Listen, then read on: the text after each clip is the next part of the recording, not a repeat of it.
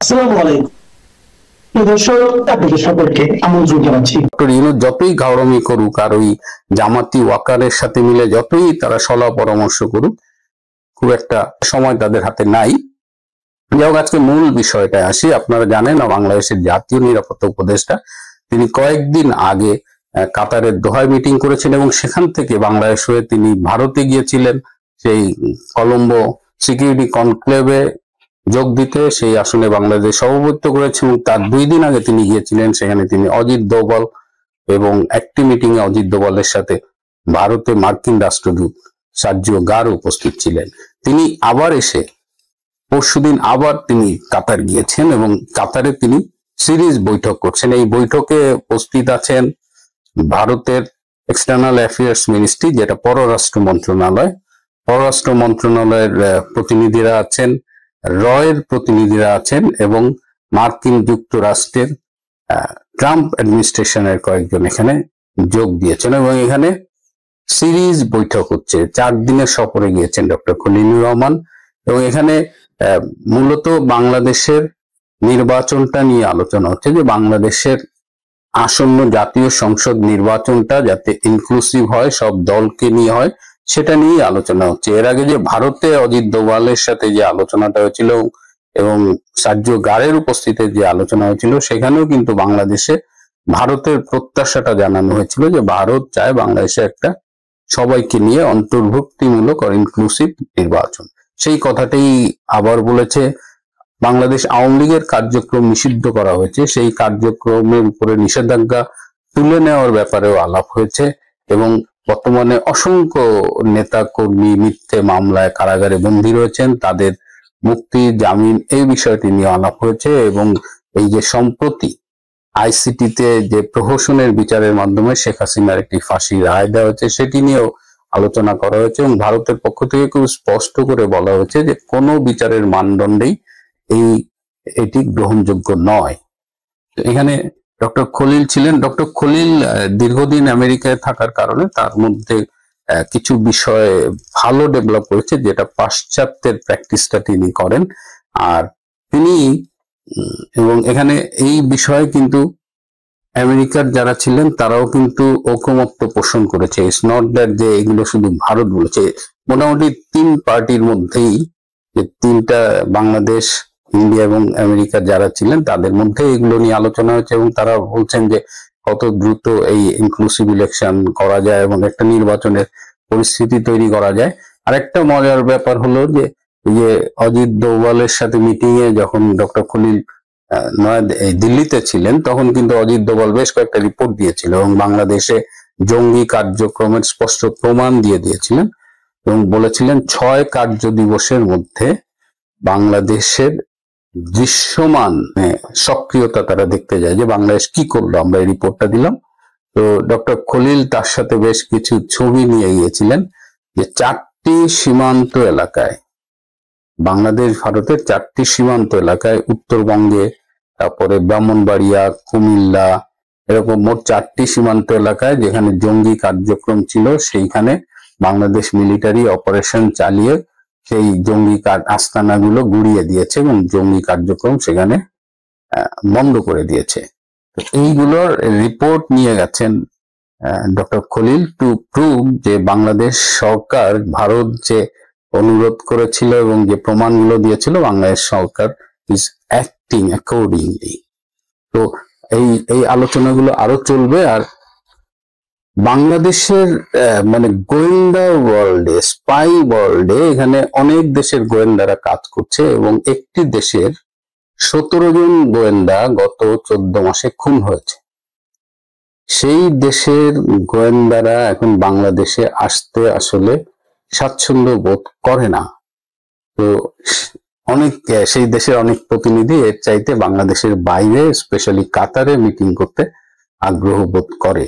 কিন্তু সমস্যা হলো যে ডক্টর খলিল যখন মিটিং করে বাংলাদেশের পক্ষ থেকে, তিনি যে কমিটমেন্ট গুলো করেন বা যে বার্তাগুলো বাংলাদেশে নিয়ে আসেন, সমস্যা করে আসলে ডক্টর ইউনূস। তিনি তার ক্ষমতা ছাড়তে চান না এবং তিনি এখন কাউকেই পাত্তা দেন না। তিনি মনে করেন তিনি আছেন, তার সাথে জামাত আছে এবং ওয়াকার আছে, সুতরাং কেউ তার কিছু করতে পারবে না। কিন্তু হাওয়া যে বদলাচ্ছে, আমি আপনাদের শেষ একটা খবর দিয়ে, আপনারা জানেন কিনা আমি জানি না, যে এই মুহূর্তে ভারতের রাজস্থানে ভারত এবং মার্কিন সৈন্যবাহিনীর যৌথ মহড়া চলছে। এইটা খুব গুরুত্বপূর্ণ একটা বিষয়। সুতরাং অনেক কিছুই চেঞ্জ হচ্ছে। যারা আমার কাছে ভালো সংবাদ শুনতে চান, আমার মনে হয় যে আমরা একটা ভালো সংবাদ পাবো। সেই সংবাদটা ডিসেম্বরের মধ্যেই পেতে হবে, অন্যথায় বাংলাদেশ একটা ভীষণ অনিশ্চয়তার মধ্যে ঢুকে যাবে। পান্না শেখ হাসিনার আইনজীবী হিসেবে নিয়োগ পেয়েছেন, এটা নিয়েও একটা তোলপাড় চলছে এবং উনি নিজের থেকে এটা মনে হচ্ছে যে গায়ে মানে না আপনি মোড়ল একটা অবস্থা।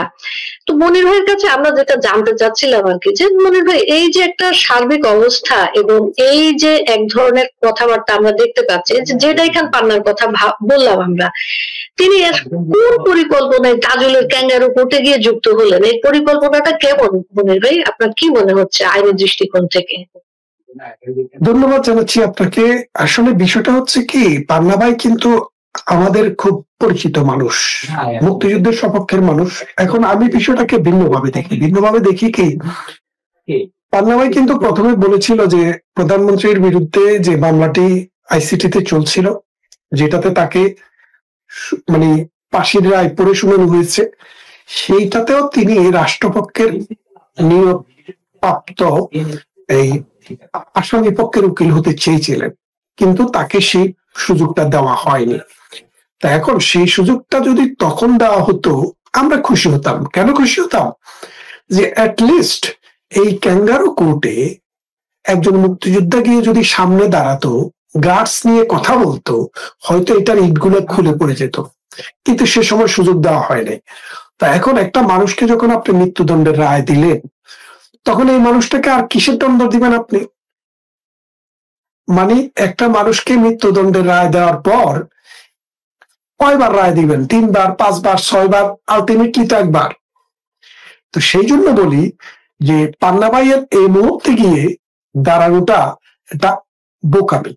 কারণ পান্না ভাইয়ের মধ্যে স্পিরিট আছে, আমি মুক্তিযুদ্ধকে ধারণ করে এই দুঃসময়ে যখন মুক্তিযুদ্ধ শব্দটাই বাংলাদেশে খুব দুষ্প্রাপ্য হয়ে গেছে, উনি কিন্তু সেখানে এসে দাঁড়িয়েছে। এখন উনি এখানে যাওয়ার ফলে মিডিয়াতে উনার নামে কিন্তু অনেক ধরনের নেগেটিভ পাবলিসিটি হচ্ছে। আমি কিন্তু ব্যক্তিগতভাবে তার বিরুদ্ধে এইসব নেগেটিভ পাবলিসিটি করতে চাই না। আমি না চাওয়ার মূল কারণ হচ্ছে যে বাংলাদেশে এখন যে যুদ্ধটা চলছে, এটা হচ্ছে একটা দর্শিতার সাথে একটা দর্শকের যুদ্ধ। একটা দেশকে দর্শন করেছে 1971 সালে যারা, যেই রাজাকাররা, সেই রাজাকাররা, আপনি রুদ্র মোহাম্মদ শহীদুল্লাহর একটা কবিতা শুনেছেন, দেশের পতাকা মানচিত্র আজ খামছে ধরেছে সেই পুরনো শকুন। সেই পুরনো শকুনেরা যখন দেশের মানচিত্রটাকে, দেশের পতাকাটা খামছে ধরেছে, তখন বাংলাদেশের যুদ্ধটা এখন আর বিএনপির মধ্যে আর আওয়ামী লীগের মধ্যে সীমাবদ্ধ নয়। এটা হচ্ছে বাংলাদেশের পক্ষে এবং বাংলাদেশের বিপক্ষে। 1971 সালে যারা আমার বাবা বোনকে গনিমতের মাল বলে পাকিস্তানি বাহিনীর হাতে তুলে দিয়েছে, 1971 সালে যাদের বিরুদ্ধে আপনি জানেন মুক্তিযোদ্ধা কারা, এই যে বর্তমান সরকারের যে মুক্তিযুদ্ধ উপদেষ্টা আছে, তিনি একটা সংজ্ঞা সেদিন পড়ে শুনিয়েছেন, যেটা আগেও ছিল। তিনি বলেছেন যে মুক্তিযুদ্ধ হচ্ছে তারা যারা পাকিস্তান বাহিনী, জামাতে ইসলামী, নেজামে ইসলামী, মুসলিম লীগ, রাজাকার, আল বদর, আল শামস এবং শান্তি কমিটির বিরুদ্ধে যুদ্ধ করেছে তারা। তাহলে খেয়াল করে দেখেন, তার মানে হচ্ছে একটা দেশ যুদ্ধ করেছে যাদের বিরুদ্ধে, তারা এখন যুদ্ধ করছে সেই রাষ্ট্রের বিরুদ্ধে। সেই রাষ্ট্রের পতাকাটি খামছে ধরেছে, সেই রাষ্ট্রের সংস্কৃতিকে খামছে ধরেছে। যে অসাম্প্রদায়িক বাংলাদেশের মুক্তিযুদ্ধের মূল চরিত্রটাই ছিল অসাম্প্রদায়িকতা, অর্থাৎ মুক্তিযুদ্ধ হবে ধর্ম, জাতি, বর্ণ, নারী, পুরুষ নির্বিশেষে সকল মানুষের সম্মিলিত প্রয়াস। এখানে ধর্ম থাকবে ব্যক্তির, কিন্তু সামষ্টিকভাবে আমরা একটা জাতি হব, যেই জাতির বয়স কমের দিকে 6000 বছর। অর্থাৎ বাঙালি যে জাতি, যে এথনিসিটি, এই জাতির বয়স 6000 বছর। এই 6000 বছরে এই জাতির আরাধনা ছিল একটি ভাষা ভিত্তিক, সংস্কৃতি ভিত্তিক একটি রাষ্ট্র, একটি স্বাধীন রাষ্ট্র। সেই রাষ্ট্রটি অন্তত মানুষের ইতিহাস যেটুকু ট্রেস করা যায় 3000 বছর মানুষ চেষ্টা করেও পারেনি। তখন এই বঙ্গবন্ধুর নেতৃত্বে এই স্বপ্নিক পুরুষ মানুষকে একতাবদ্ধ করে 1971 সালে মহান মুক্তি সংগ্রামের মাধ্যমে যে সাম্প্রদায়িকতার বিরুদ্ধে অসাম্প্রদায়িকতার বিজয় করেছে, এখন সেই পুরনো শকুন সেই সাম্প্রদায়িক চিন্তা চেতনা নিয়ে আমার সংবিধানকে, আমার দেশকে খামচে ধরেছে। আজকে নিরাপদ না কোনো নারী, কেউ। এখন সেই জায়গায় যখন পান্নাবাইয়ের মতো মানুষ মুক্তিযুদ্ধের পক্ষে হয়ে দুটি কথা বলে, মুক্তিযুদ্ধ শব্দটা বলে, আমি খুশি হই। কিন্তু পান্নাবাই এখানে এখন আসুক প্রধানমন্ত্রী শেখ হাসিনাকে ফাঁসির রায় দেওয়ার পর, এটা আমি চাই না। এটা এই কারণে চাই না যে একটা মানুষের ফাঁসির রায় হওয়ার পরে এরপরে যাবজ্জীবন হলে অসুবিধা কি, আর 10 বছরের কারাদণ্ড 5 বার হলে অসুবিধা কি, আর আরো 3 বার ফাঁসির রায় হলে অসুবিধা কি, আর কোনো অসুবিধা নেই। সুতরাং আমরা জানি এই সংগ্রাম হচ্ছে অন্ধকারের বিরুদ্ধে আলোর সংগ্রাম। মুক্তিযুদ্ধের বিরুদ্ধে যারা দাঁড়িয়ে আছে সাম্প্রদায়িক শক্তি, তাদের বিরুদ্ধে অসাম্প্রদায়িক চেতনার সংগ্রাম। এই সংগ্রামে আমরা জিতবই, today, tomorrow, or day after. সুতরাং আমরা তৈরি হচ্ছি, আমাদের মানুষ তৈরি হচ্ছে। মনির ভাই, আপনাকে এখানে আমি দর্শক শ্রোতাদেরকেও একটু মনে করিয়ে দিতে চাই যে ঢাকা পান্না অবশ্যই প্রথিতযশা আইনজীবী, তিনি মুক্তিযুদ্ধকে ধারণ করেন, তিনি একজন সিনিয়র সিটিজেন। উনি কিন্তু গত বছর 29শে আগস্ট উনি কিন্তু সারা হোসেনদেরকে নিয়ে যে রিটটা করেছিলেন সেই 6 জন সন্ত্রাসীকে ছাড়িয়ে নিয়ে আসার জন্য, তথাকথিত সমন্বয়ক তাদেরকে আমরা বলছি, ওনাদের সেই রিটের কথা কিন্তু আমরা ভুলে যাইনি। ওই রিটের মাধ্যমে কিন্তু সেই সন্ত্রাসীরা ছাড়া পাওয়ার পরে কিন্তু গণভবনে 5ই আগস্ট আক্রমণটা হয়েছে। তো মুক্তিযুদ্ধের কথা অনেকেই বলেন, সেটা তাদের ব্যক্তিগত লাভালাভের জন্য অনেক সময় বলে থাকেন। এই যে জেদাই খান পান্নার যে নিয়োগ আমরা দেখতে পাচ্ছি, তিনি কিন্তু আইনানুগভাবে মানে শেখ হাসিনার নিযুক্ত আইনজীবী না, তিনি কিন্তু স্টেট ডিফেন্স, আমরা যেটা বলছি স্টেট ডিফেন্স মাত্র। আর স্টেট ডিফেন্স কি প্রথাগতভাবে রাষ্ট্রপক্ষের স্বায়ত্ত আদালতের ইচ্ছায় নিযুক্ত হন, আমরা যেটা জানি। কিন্তু 73 সালের যে আদালতের মূল আইনে যে বিধিমালা রয়েছে, সেখানে কিন্তু বর্তমান সংশোধনীতে প্রায়োগিক পদ্ধতির কথা কিছু বলা নেই। এই মুহূর্তে যে সংশোধনী অবৈধ সরকার করেছে, সেখানে কিন্তু তারা প্রায়োগিক পদ্ধতির কথা কিন্তু তারা কিছু বলেনি। এই যে আদালত, বিচারক, তাজুলের এই কোর্টের এই প্রতারণা, এই যে এক ধরনের কাজ চলছে, অন্য কোনো একদিন যদি এটা বিচার হয় আইন এবং সংবিধান অনুযায়ী, সেই বিচার কি রকম হবে, এদের বিচারটা কি রকম হবে? ধন্যবাদ আপনাকে। সোজা কথাটা হচ্ছে, দেখেন আপনি যেটা বলছেন যে সংশোধনের বিষয়টা নিয়ে একটু কথা বলতে চাই। আমিও তো একদম আইনজীবী, বাংলাদেশে আমি কিন্তু আইনজীবী, এদেশেও আইনজীবী, মানে আইনের উপরে ভিত্তি করে এই জীবনটা চালাই, সেই জন্য আইনজীবী বলা যায় আজকে। তো এখন বাংলাদেশে সংবিধান অনুসারে যদি কোনো সংসদ না থাকে, প্রেসিডেন্ট কিন্তু কোনো আইনি ফরমান জারি করতে পারেন না। খেয়াল করে দেখেন, মানে একটা সংবিধান যখন কোনো দেশে থাকে, সেই সংবিধানের অধীনে যখন কোনো একটি পার্লামেন্ট থাকে, তো পার্লামেন্ট তো সারা বছর আর সেশনে থাকে না। ধরেন জানুয়ারিতে একটা সেশন হলো, আরেকটা সেশন হবে ধরেন এপ্রিলে, 3 মাস পরে বা 2 মাস পরে, 60 দিন পরে। তো এই 60 দিন মাঝখানে যে গ্যাপ, এই সময়ের মধ্যে যদি রাষ্ট্র কোনো ইমার্জেন্সি ফিল করে যে একটা আইন করা দরকার, তখন প্রেসিডেন্টকে দিয়ে একটা অর্ডিন্যান্স জারি করান। এই অর্ডিন্যান্সের মেয়াদকাল থাকে 60 দিন। অর্থাৎ যদি 60 দিনের মধ্যে সার্বভৌম পার্লামেন্ট যদি সেটাকে রেকটিফাই না করে, তাহলে সেটি আর আইন বলিয়া গণ্য হইবে না। তো এখন এই যে মনে করেন যে 12 মাস 18 মাস চলে যাচ্ছে, এখন পর্যন্ত বাংলাদেশে কোনো সংসদ নেই, তাহলে প্রেসিডেন্টে যে অধ্যাদেশটি দিবেন 60 দিন পরে, এটা রেকটিফাই করবে কে? ব্যাপারটা আপনি বোঝেন নাই যে আমি তো অপেক্ষা করব আমার ঘরে তালা কেউ দিবে, কিন্তু মানুষ তো থাকতে হবে। আপনি যদি জন অরণ্যে না থেকে যদি আপনি ওই মরুভূমিতে থাকেন যেখানে মানুষই একজন, সেখানে ঘরে তালা দিবে কে? তো এখন যেখানে একটা পার্লামেন্ট অ্যাক্টিভ নেই, সেখানে তো প্রেসিডেন্টের কোনো এই রকমের বিধি জারি করার কোনো ক্ষমতাই নাই। সুতরাং এগুলো হচ্ছে কি, দেখেন চোর যখন ঘরে ঢুকে, আপনার ঘরে ধরেন 3 জন চোর ঢুকলো, তো একজন বলল যে তুমি দরজায় দাঁড়াবা, তুমি সিন্দুক ভাঙবা, আর তুমি সিন্দুক থেকে সোনা দানা বাইর করে তাদের গাড়িতে নিয়ে তুলবা। তো এই যে এটা তো একটা নিয়ম, তাই না? তারা একটা নিয়ম করে নিছে। কাদের নিয়ম? চোরদের নিয়ম। এখন চোরেরা তাদের সুবিধার জন্য, নারীকে ধর্ষণ করার জন্য, পুরুষকে বলাৎকারের জন্য, অথবা গড়ের সম্পদ লুণ্ঠনের জন্য বাড়িওয়ালাদেরকে হাত পা বেঁধে রেখে দিয়ে তাদের স্বর্ণ গয়না হীরা জহরত সব চুরি করে। এখন তারা সব চোর, এগুলো সব চোর, এখন তারা চুরি করছে। কি বিচারক বলেন, কি আদালত বলেন, কি লয়ার বলেন, এগুলো সব হচ্ছে একটা পারপাসিভলি ক্রিয়েটেড। কারণ আপনাকে বলি, আমি আগেও বলেছি, আপনি এই দেশে ব্রিটেনে একটা মামলা হয়েছিল। মামলাটা কি, যে পার্লামেন্টের একটা অ্যাক্ট, এখন আইনজীবীরা যেভাবে এটাকে ব্যাখ্যা দিচ্ছেন, ল যেভাবে ব্যাখ্যা দিচ্ছে, দেখা গেছে যে ওই আইনটা আসলে ওইভাবে হয় নাই। তখন এই হাউস অফ লর্ড বললো যে কি, আমরা পার্লামেন্টারি হ্যান্ডসার্ট দেখতে চাই। মামলাটার নাম হচ্ছে পিপার ভার্সেস হার্টস। বলে যে পার্লামেন্টারি হ্যান্ডসার্ট, হ্যান্ডসার্ট হলো পার্লামেন্টে যখন কোনো একটা বিল উত্থাপিত হয় তখন এটার পক্ষে বিপক্ষে নানান জনে নানান কথা বলে। ওখান থেকে আপনি ট্রেস করতে পারেন যে আসলে এই আইনটা কেন করা হয়েছে। তো বাংলাদেশে 1973 সালে যখন এই আইনটা হয় তখন 17 দিন এটার উপরে আলোচনা হয়েছে। সেই আলোচনাটাই হচ্ছে পার্লামেন্টারি হ্যান্ডসার্ট।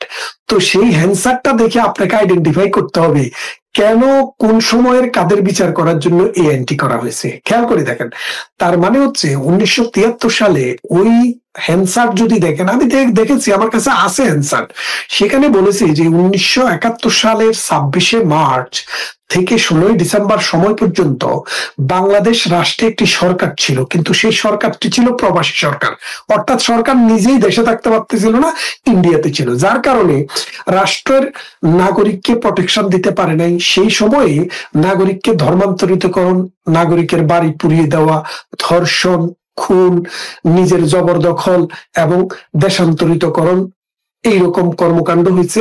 সেই সময় সেটার বিচার করা যায় নাই। তাই রাষ্ট্র সেই সময়ের কালপিটদের বিচারটা করবে এই 1973-এর এই অ্যাক্টের মাধ্যমে। খেয়াল করে দেখেন, তাহলে এই বিচারটি কোন সময়ের জন্য? 1971 সালের 16ই ডিসেম্বর পর্যন্ত সময় হলো dead line, are starting line হলো 26শে মার্চের কালো রাত্রি। এই সময়ের ভিতরে রাজাকার, আল বদর, আল শামস, শান্তি কমিটি, জামাতে ইসলামী, নিজামে ইসলামী, মুসলিম লীগ এবং পাকিস্তানি বাহিনী কর্তৃক যে অডাসিটি, যে হত্যা, দর্শন, লুণ্ঠন, রাহাজানি, খুন, জখম, গনিমতের মাল বিতরণ হয়েছে, সেই বিচার করাটার জন্য কিন্তু এই আইনটি করা হয়েছে। সুতরাং এটা ক্লিয়ার, মানে এটার জন্য আপনার কোনো ইট এবং বাট নেই। তারপরে দেখেন আমাদের নজিরটা দেখেন, এই মামলায় 17-18 জনের বিচার হয়েছে। যাদের বিচার হয়েছে, আপনি কি দেখেছেন প্রসিডিং এর মধ্যে, কোর্ট প্রসিডিং এর মধ্যে কখনো 1971 সালের 16ই ডিসেম্বরের পরে কোনো অপরাধের জন্য বিচার করা হয়েছে? হয় নাই। তার মানে কি, আপনি যে আইনটির বিচার করছেন সে আইনেও এটার নজির নেই। এবং পৃথিবীর ইতিহাসে প্রায় আপনার 50টি দেশে বিভিন্ন সময়ে বিভিন্ন 50টি যুদ্ধ অপরাধ আদালত স্থাপিত হয়েছে। তো এই 50টি যুদ্ধাপরাধের আদালত যদি আপনি একটু ঘেটে দেখেন, এগুলো সবগুলো কিন্তু যুদ্ধকালীন সময়ের জন্যই করা হয়েছে। খেয়াল করে দেখেন, আমাদের রুয়ান্ডা ট্রায়াল, তারপরে হিদেকে তোজোর বিচারের জন্য টোকিও ট্রায়াল, তারপরে আপনার জার্মানিতে নুরেনবার্গ ট্রায়াল, তারপরে বসনিয়া হার্জেগোভিনাতে ট্রায়াল, তারপরে ওই স্লোবোদান মিলোসেভিচ, রাদাভান কারাজিসদের বিচার করার জন্য ট্রায়াল। এইসব ট্রায়াল নিয়ে কিন্তু আমরা অনেক গবেষণা করে দেখেছি। মূল কাহিনীটা যে জায়গায় গিয়ে দাঁড়িয়েছে, যে এইসব বিচারের মূল কথাটাই হলো যুদ্ধকালীন সময়ে মানে সাক্ষী প্রমাণ থাকে না, সাক্ষী প্রমাণ জোগাড় করা সম্ভব হয় না। মানুষকে মনে করেন যে বল প্রয়োগ করে, শক্তি প্রয়োগ করে সমাজ থেকে ডিসপ্লেস করা হয়, যার কারণে সেই রকম বিচার করার জন্য স্পেশাল এরকম অ্যাক্ট গুলা করা হয়েছে। তা এখন 1971 সালের পর 2024 সালের 5 আগস্টে, অথবা মানে 5 জুলাই থেকে 5 আগস্ট পর্যন্ত এই 1 মাসের ভিতরে যেসব কাহিনী ঘটনা ঘটছে, সেটা তো হচ্ছে একটা রাষ্ট্রের সাথে একটা সন্ত্রাসী বাহিনীর একটা যুদ্ধ। যদি যুদ্ধ বলেন তাহলে তো 1971 সালের যুদ্ধ আর এই যুদ্ধকে আপনি ডিস্টিংগুইশ করতে হবে। আমরা যে প্রতিদিন জীবন যুদ্ধ করি এটাও তো যুদ্ধ, তো এখন এটার বিচারও তাহলে তো এইতে হইতে হবে, মানে যুদ্ধ অপরাধের এইতে হইতে হবে, বাংলাদেশের সব আদালত বন্ধ করে দিতে হবে। এখন যে রাষ্ট্র যারা ক্ষমতা চালায় তার দায়িত্ব কি? তার দায়িত্ব হচ্ছে দুইটা কাজ করা প্রধানত। একটা হলো দুষ্টের দমন এবং শিষ্টের লালন। তো দুষ্টের দমন আর শিষ্টের লালনটা কিসের উপরে ভিত্তি করে হবে? আইনের উপরে ভিত্তি করে হবে। এই দুষ্ট কারা? যারা দেশের সম্পদ এবং জান এবং মাল এই দুইটাকে নষ্ট করতে আসে। এখন বাংলাদেশে যে জান মাল নষ্ট করতে কারা এসেছিল? এই যে মনে করেন প্রধানমন্ত্রী শেখ হাসিনার বিরুদ্ধে যে হত্যা মামলাটা হলো বা যে মামলাটি হলো, এই মামলাতে একটি কাউন্ট ছিল যে টিভি ভবনে আগুন, তারপরে মেট্রো রেলে আগুন, সেতু ভবনে আগুন। এখন টিভি ভবনে যারা আগুন দিয়েছে তারা টেলিভিশনে এসে বলছে না আমরা টিভি ভবনে আগুন দিয়েছি, বলছে না? বলেছে। সেতু ভবনে যারা আগুন দিয়েছে তারা বলছে না? বলছে। তারা বলছে না যে মেট্রো রেলে যদি আগুন না দিতাম তাহলে কি বিপ্লব সার্থক হতো?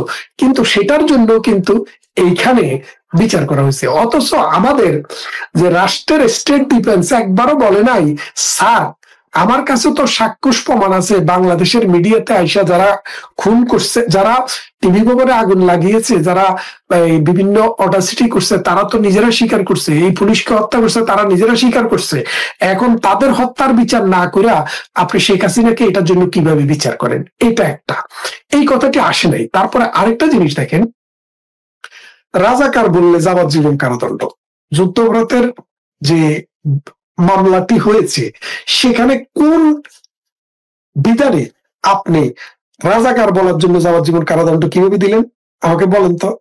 মানে রাজাকার বলার জন্য বা কাউকে অমুক তমুক বলার জন্য কারো যাবজ্জীবন কারাদণ্ড হইতে পারে, বাংলাদেশের প্যানেল কোডেও নেই এবং এই মামলার যেটার উপরে ভিত্তি করে হয়েছে সেখানেও নাই। তাহলে আপনি ওনাকে যাবজ্জীবন কারাদণ্ড দিলেন কিসের জন্য? উনি রাজাকারের নাতিপুতি বলছে। সেই জন্য বলছি এইসব হাস্যকর। রাম যদি হেরে যেত রামায়ণ লেখা হতো, তবে রাবণ দেবতা হতো সেখানে। এখন রাবণ এখানে দেবতা হয়েছে।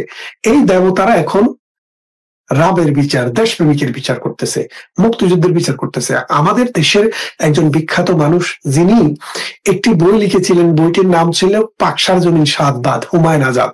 তিনি বলেছিলেন যে এই দেশে মুক্তিযুদ্ধ যারা করেছে তাদেরকে মুক্তিযুদ্ধ করার জন্য ফাঁসি দেওয়া হবে। সেই কথাটি কিন্তু আমরা দেখেছি। এবং পাকশার জমিন সাতবাদ আপনি পড়ছেন কিনা জানি না। পাকশার জমিন সাতবাদে যে কুলাঙ্গার যারা সন্তানদেরকে দেখানো হয়েছিল বাংলাদেশে, এইবার সেই কুলাঙ্গার সন্তানরাই বাংলাদেশটাকে ধ্বংস করার কাজে লিপ্ত ছিল। তাহলে দেখেন একজন কবি, একজন সাহিত্যিক কিভাবে অনেক দূর থেকে দেখে, আমরা কিন্তু দেখিনি। আমরা যদি দেখতে পেতাম তাহলে আমাদের এই অবস্থা হতো না। আমাদের রাষ্ট্র ব্যবস্থায় আমরা কোথায় ফেল করেছি সেই জায়গাটি আমাদেরকে একটু অনুসন্ধান করে দেখতে হবে।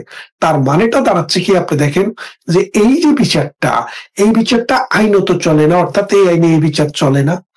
এবং যে জাজরা, এই জাজগুলো হচ্ছে অপদার্থ জাজ। আপনাকে একটা মজার কথা বলি, এই কথাটা আপনি খেয়াল করে দেখেন যে আপনাকে যদি এখন বলি যে আপনি আপনার এই প্রোগ্রামে কালকে ডোনাল্ড ট্রাম্পকে আনবেন, আপনি কি পারবেন? পারবেন না। কেন পারবেন না? ডোনাল্ড ট্রাম্প এখনো মনে করতেছে না যে আপনি ওয়ার্ল্ড লিডারদেরকে যেভাবে যারা ইন্টারভিউ নেয়, স্যাম্পল কালেকশন তারা যেভাবে করে আপনি সেই লেভেলে যান নাই, বা আমি ডাকলেও আসবে না, কারণ বলবে যে আপনার তো সেরকম প্রোফাইল নেই। তাহলে আপনি ডোনাল্ড ট্রাম্পের কাছে যাইতে পারবেন না। ইভেন আপনি এই ব্রিটিশ প্রাইম মিনিস্টারের কাছেও যেতে পারবেন না। কিন্তু আপনিও কারো কাছে যাচ্ছেন। তা এখন আপনি বিচার করবেন কার? প্রধানমন্ত্রী শেখ হাসিনার। আপনি বিচার করবেন কার? স্বরাষ্ট্রমন্ত্রী, ইন্টেরিয়র মিনিস্টার। আপনি বিচার করবেন কার? পুলিশ প্রধানের। তো বিচার করবেন কোন লেভেলের বিচারপতি দিয়া? সোর বদমাশ দিয়া? এই যে তিনজন বিচারক ছিল, একজনের নাম হচ্ছে গোলাম মুর্তুজা, আসাদুজ্জামান আর এনাম চৌধুরী। মজা পাবেন আপনি, আগে শুনছেন কিনা জানি না, এই তিনজন বিচারপতির একজনও হাইকোর্টের জীবনে একটি মামলাও বিচার কার্য পরিচালনা করার অভিজ্ঞতা ছিল না। তাহলে আপনি বোঝেন, আপনি বুঝতে পারছেন? তার মানে হচ্ছে এটা যে বিচার নাকি প্রহসন, এটা কি কাউকে বলে দিতে হবে যে আপনি বিচার করবেন? ঠিক আছে, আপনি বিচার করেন, তো আপনি বিচার করতে গিয়ে কি করছেন? আপনাকে আমি একটা জিনিস একটু দেখাই, জিনিসটা দেখাই। এই যে দেখেন, বাংলাদেশের যে একটা সংবিধান আছে, হাইকোর্ট সুপ্রিম কোর্ট তো এই সংবিধানের অধীন। এই যে যদি দেখাইতে পারেন, দেখেন আর্টিকেল 96 প্যারাগ্রাফ 1, এটা হলো বাংলায় আর এটা হলো ইংরেজিতে। আর্টিকেল 96 প্যারাগ্রাফ 1, আমি একটু ধরে রাখলাম পাবলিক যেন দেখতে পায় আর কি।